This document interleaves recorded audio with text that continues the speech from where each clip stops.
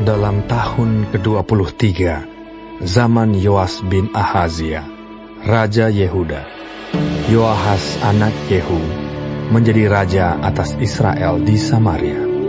Ia memerintah 17 tahun lamanya. Ia melakukan apa yang jahat di mata Tuhan, dan ia hidup menuruti dosa Yerobeam bin Nebat, yang mengakibatkan orang Israel berdosa pula. Ia tidak menjauhinya. Sebab itu bangkitlah murka Tuhan terhadap Israel, lalu diserahkannyalah mereka ke dalam tangan Hazael, Raja Aram, dan ke dalam tangan Ben-Hadad, anak Hazael, selama zaman itu. Tetapi kemudian Yoahas memohon belas kasihan Tuhan, dan Tuhan mendengarkan dia, sebab ia telah melihat bagaimana beratnya orang Israel ditindas oleh Raja Aram. Tuhan memberikan kepada orang Israel seorang penolong, sehingga mereka lepas dari tangan Aram dan dapat duduk di kemah-kemah mereka seperti yang sudah-sudah. Hanya mereka tidak menjauh dari dosa-dosa keluarga Yerobeam, yang mengakibatkan orang Israel berdosa pula, melainkan mereka terus hidup dalam dosa itu. Juga patung Asyera masih berdiri di Samaria. Sebab tidak ada laskar ditinggalkan pada Yoahas, selain dari 50 orang berkuda, dan 10 kereta, dan 10.000 orang berjalan kaki. Sebab Raja Aram telah membinasakan mereka, dan meniupkan mereka seperti abu pengirikan.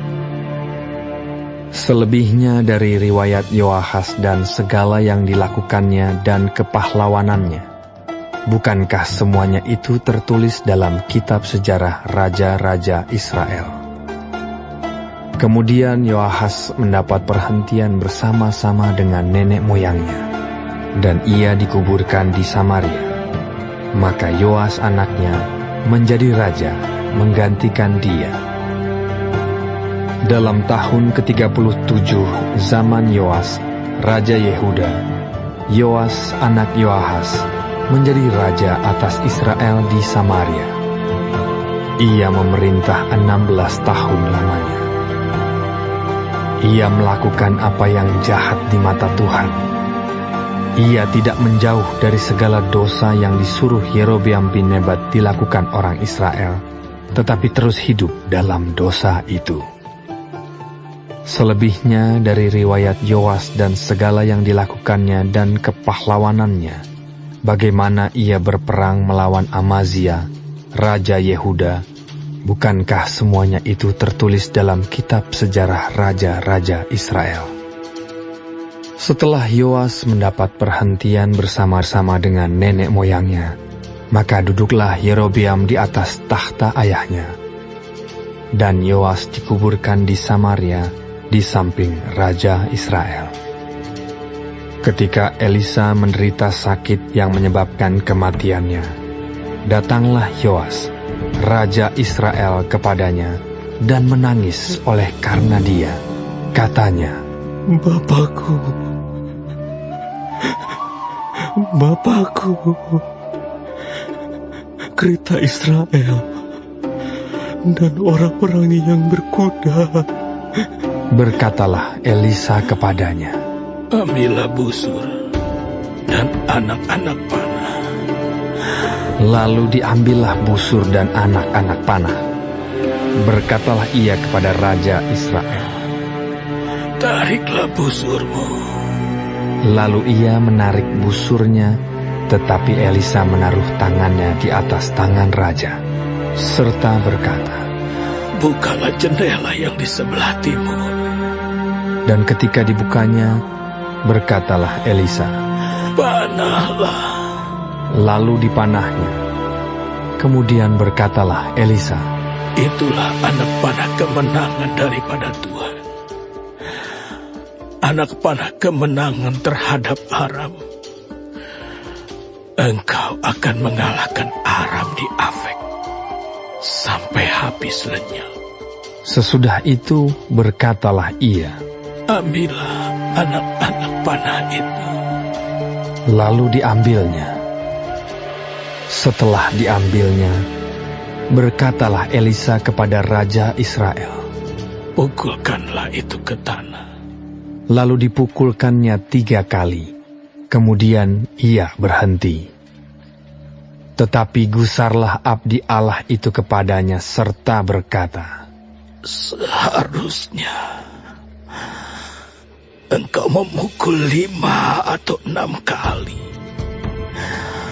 Dengan berbuat demikian, engkau akan memukul Aram sampai habis lenyap. Tetapi sekarang hanya 3 kali saja engkau akan memukul Aram. Sesudah itu matilah Elisa, lalu ia dikuburkan. Adapun gerombolan Moab sering memasuki negeri itu pada pergantian tahun. Pada suatu kali orang sedang menguburkan mayat. Ketika mereka melihat gerombolan datang, dicampakkan merekalah mayat itu ke dalam kubur Elisa, lalu pergi. Dan demi mayat itu kena kepada tulang-tulang Elisa, maka hiduplah ia kembali dan bangun berdiri. Hazael Raja Aram menindas orang Israel sepanjang umur Yoahas. Tetapi Tuhan mengasihani serta menyayangi mereka, dan ia berpaling kepada mereka oleh karena perjanjiannya dengan Abraham, Ishak, dan Yakub. Jadi ia tidak mau memusnahkan mereka, dan belum membuang mereka pada waktu itu dari hadapannya. Kemudian matilah Hazael, Raja Aram, maka Ben-Hadad anaknya menjadi raja menggantikan dia. Yoas bin Yoahas merebut kembali dari tangan Ben-Hadad bin Hazael kota-kota yang dalam peperangan direbut Ben-Hadad dari tangan Yoahas ayah Yoas. 3 kali Yoas mengalahkan dia dan mendapat kembali kota-kota Israel.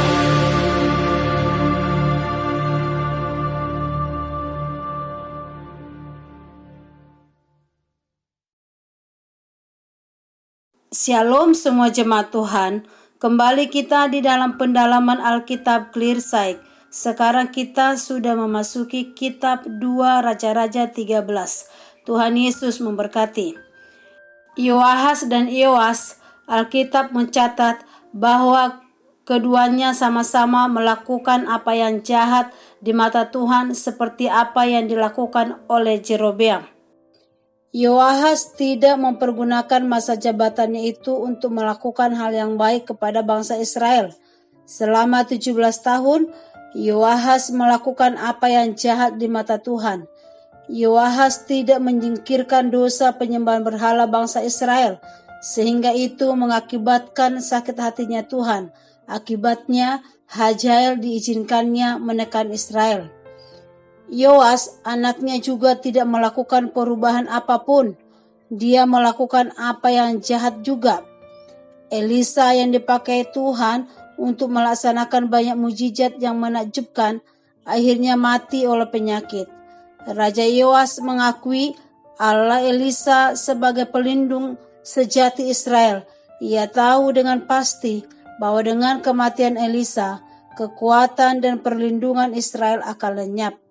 Kapan saja ketika tidak ada firman nubuat kepada umat Allah, kematian rohani dan kemurtatan pasti akan terjadi. Di satu sisi, Yoahas minta belas kasihan Tuhan buat rakyatnya supaya lepas dari penindasan Raja Aram. Tetapi di sisi lain, mereka menyembah berhala. Patung Asyera masih berdiri tegak di Samaria dan masih disembah. Mereka hidup menuruti dosa Jerobeam, yaitu mendirikan kuil-kuil di Dan dan di Betel untuk menandingi bait suci Yerusalem yang dilayani oleh imam-imam non-suku Lewi. Yoahas melakukan apa yang jahat, demikian Yoas anaknya. Dasar yang salah yang diletakkan oleh seorang ayah diteruskan oleh anak dan cucunya. Inilah yang terjadi di Israel. Tetapi Allah yang penuh dengan kasih tidak tega melihat penderitaan umatnya. Allah menolong umatnya dari penindasan Raja Aram. Elisa saat dijumpai oleh Yoas, ia mengetahui apa yang diperlukan Yoas. Nabi Elisa memberkati Yoas. Ia menyuruh Yoas menarik busur, membuka jendela di sebelah timur, dan menyuruhnya memanah. Anak panah yang dilepaskan, Yoas menandakan kemenangan dari Tuhan yang akan diberikan Yoas terhadap bangsa Aram. Menembakkan anak panah ke timur, yaitu wilayah yang dikuasai Aram, merupakan tindakan simbolis yang menyatakan bahwa Israel kelak akan mengatasi penindasan Aram. Inilah janji Tuhan kepada bangsa Israel.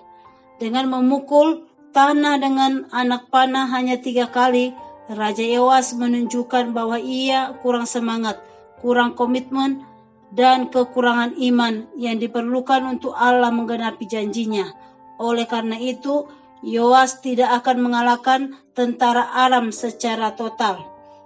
Elisa telah mati dan dikuburkan, tetapi di dalam kubur pun Allah menyatakan kuasanya sebagai kesaksian. Hidup dan keberadaan Elisa sangat berarti dan bernilai bagi bangsa Israel dan memberikan diri secara penuh untuk dipakai oleh Tuhan. Kiranya Tuhan menolong kita untuk melayani Tuhan sampai akhir hidup kita dengan mata yang fokus kepada Dia. Amin. Tuhan Yesus memberkati.